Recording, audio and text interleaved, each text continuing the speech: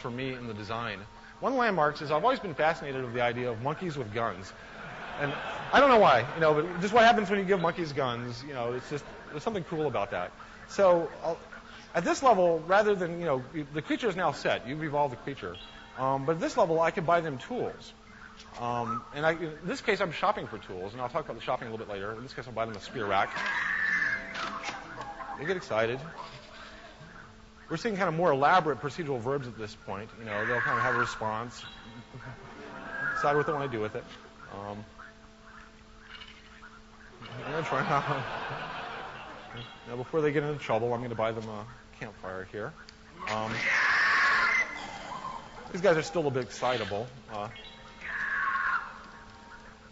But I'm actually dealing with the social dynamics at this point. Depending on how they play them, they can become very emotional or very logical at this level of the game.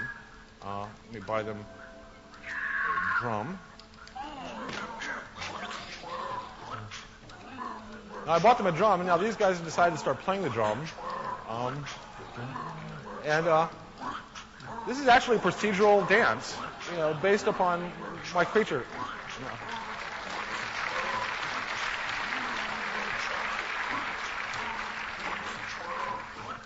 So at this level of the game, you're playing it kind of like Populous or something. I'm buying them tools. It's influencing what they can do. I can control groups of them now. I've seen them out on hunting parties. And I'm, in fact, competing with other tribes. At this level, the ladder that I'm climbing is I'm really upgrading their hut. And so I'm going to buy them a better hut here, which will allow me to buy them better tools and also allow my tribe to grow. And I'm competing with other tribes for members. They have to do with food and stuff like that. Now, they're just basically living in this little corner of the world. I'm going to skip ahead a bit here. As I upgrade the hut here, eventually I upgrade it to the next level, which brings me to yet the next game, which is the city game. Now, at this level, we're basically playing a very, very simple version of SimCity. I can, decide what buildings to make them. I build roads. They have needs. And basically, I'm trying to keep them happy in their little city. And again, I have complete creative control over everything you see here. So I am, the player is the author of this little world.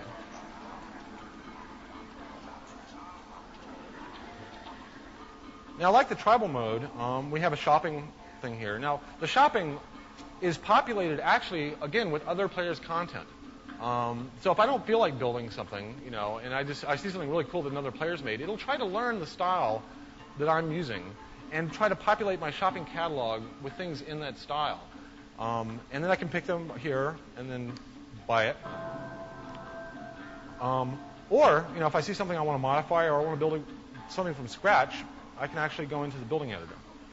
And we're trying to make all the editors of the game feel very, very similar. This is using similar kind of morph block stuff.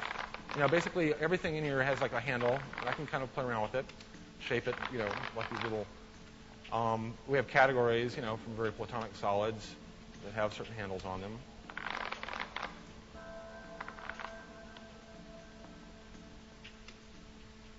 Now, the building editor is a little bit closer to Legos, really.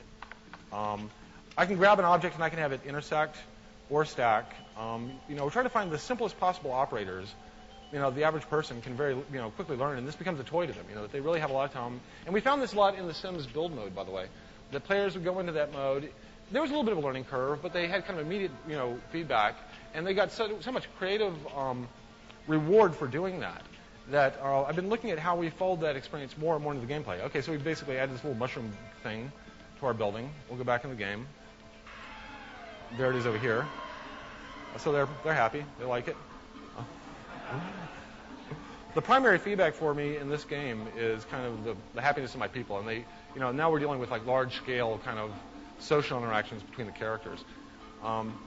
As I mentioned before in the tribal game, this is my city, but I'm actually competing, with other cities. If I scroll across the map, I can look for neighbors.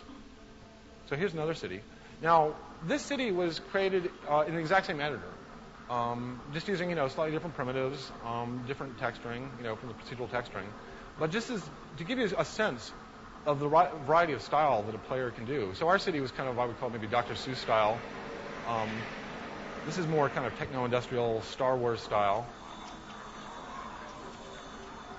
But these kind of demonstrate a little bit the kind of Pixar to Giger dimensions. Now these guys also will have a very different culture than my guys. Depending on how we evolved and how I